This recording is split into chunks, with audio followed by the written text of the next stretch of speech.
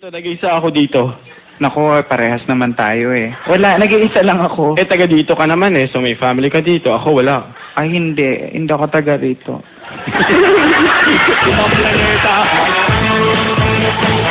Okay! Eto, sikat na sikat mga kapamilya. Alam niyo ba, nung unang lumabas to dito na Pukyaw, napaka-stand SRO ang show niya sa Metro Bar. Ganun katindi, tama ba yan? Apa, nagpapasalamat ako sa Wawawi. Wow, talaga. Ano Ayan. ba ngayon? Hindi ka Pukyaw. Ano ba ngayon? Aspu. Aspo na may nararamdaman pa rin. Ano ang nararamdaman mo?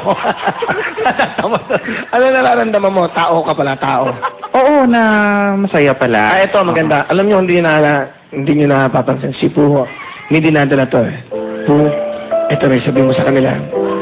Ito na pagkakataon, Puho.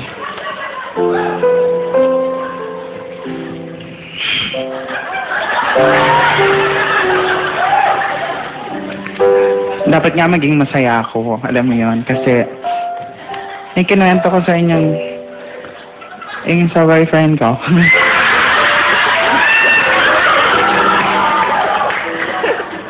Magkabalikan na kami.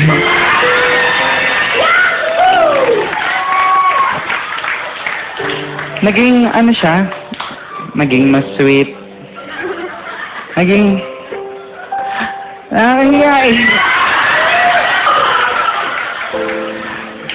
ang dami niyang, alam mo yan, naging matulungin na siya lalo ngayon. Nagbaga na siya.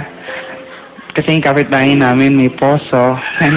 Mag-iigib kami, dalawa kami. Nakakatuwa kasi matulungin na siya. Katanayan nga siya yung magbobomba.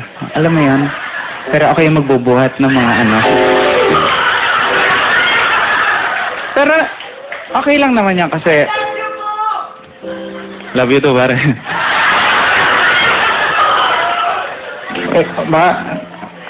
Masaya kasi kung noon pork chop, ketchup yung kinakain ko. Ngayon masaya na kasi beef steak na siya. Barbecue stick nga lang sa akin. Sabi niya maganda raw yan, may pagkain ka na may toothpick ka pa. Mahirap lang kasi puro sa lubsob ang nararamdaman ko. Pero parang nagdadalawang isip pa rin ako na tuluyan ko dahil kagaya nga nung sinasabi ng mga kasamahan ko, mga alam mo na yan, mga katrabaho ko na magnanakaw nga siya. Kasi yung una inisip ko na yung ref na misplaced lang, pero hindi eh.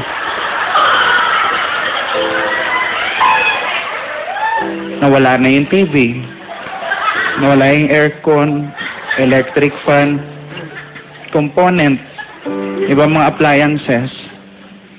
Sumadya ako one time sa kanila. Nakita ko lahat ng mga gamit ko. Sabi ko, ano ginagawa ng gamit ko rito? Sabi niya, hindi. Ipaparapol ko to para sa mga mahihirap.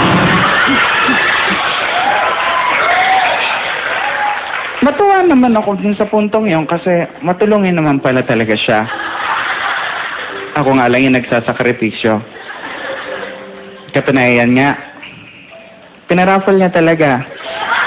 Sa sobrang tuwa ko dahil gumagawa siya ng mabuting bagay lang sa kapwa. Sumama pa ako sa pagpaparaffle. Siya yung bumubunot.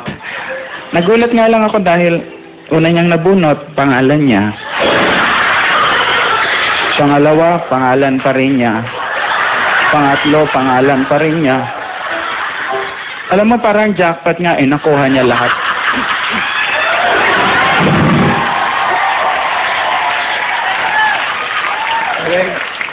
Hindi ko naman makuha ang umangal kasi valid kasi may DTI representative. At yun yung nanay niya. Kaya sabi ko, naghiwalay na tayo. Ulit. Hindi ko na kaya ang mga ginagawa mo sa akin. Sabi niya okay lang kasi ready na raw siya. Kasi kahit iwalayan ko siya, may trabaho na siyang nakita. May nakita na siya. Isang salon. Kaya pala iba yung naramdaman ko. Baklala rin ang loko. Boom! Ladies and gentlemen! Bakla klase to?